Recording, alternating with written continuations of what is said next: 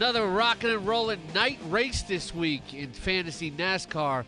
Saturday night at Kentucky, one of the newest venues on the Sprint Cup circuit. This will be just the sixth race at Kentucky. And to help us analyze it, as always, we bring in five-time DraftKings first-place finisher Sean Engel.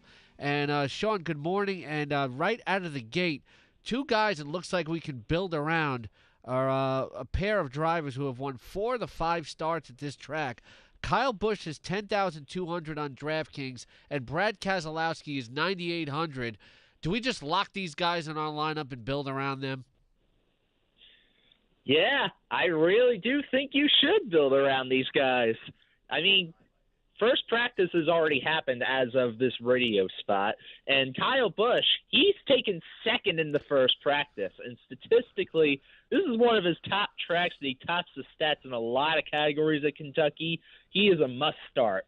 Brad Keselowski, he has an average running position of 9th, which is 4th best, and he's always been one of the better-performing drivers at Kentucky, and with his salary at a nice range for the type of driver he is this week, I would definitely start him too. Now, you might be able to build around Keselowski, Busch, and Matt Kenseth. Kenseth is the only other driver, one of the other drivers who's won at this track, and he has a good history at the site, and he's only 8,700 on DraftKings, so I'm almost thinking, recommending people start Kyle Busch, Keselowski, and Kenseth. And that's the exact strategy I would take this week when playing DraftKings. I mean, he's also ran 93% of his laps in the top 15, and he's finished in the top 10 in all 5 of his starts. He is the definition of consistency at Kentucky. And really, I mean, with Kenseth's price, he's a no-brainer this week. Now, let's say we want to, move away from, that and go contrarian, especially if we're running multi-entries and say, okay, everybody might be going Kyle Busch and Keselowski. What about Joey Logano at 10,100 or Jimmy Johnson at 10,000?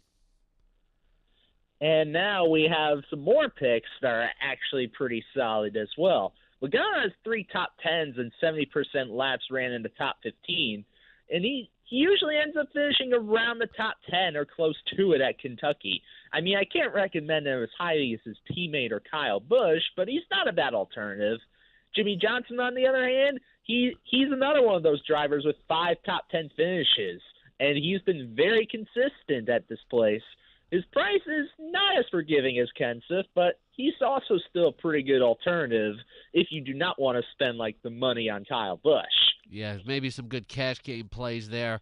2 solid picks all year. Carl Edwards has consistently been one of the best drivers this year. He's under 10,000 at 9,600, and then you got Kurt Busch at 9,400 on DraftKings. That's correct. On top of that, Carl Edwards actually was the driver that actually topped first practice. He had the fastest times. And I would consider him a bit of a torment play, though, compared to Kenseth or Keselowski, though, who have had a better history at Kentucky, because Edwards, he sometimes doesn't finish as well as the others, but I still kind of like him too. Kurt Busch, average running position of 11 with 3 top 10s. Again, not a bad pick at all, but his stats still aren't as comparable as those other guys we talked about so far.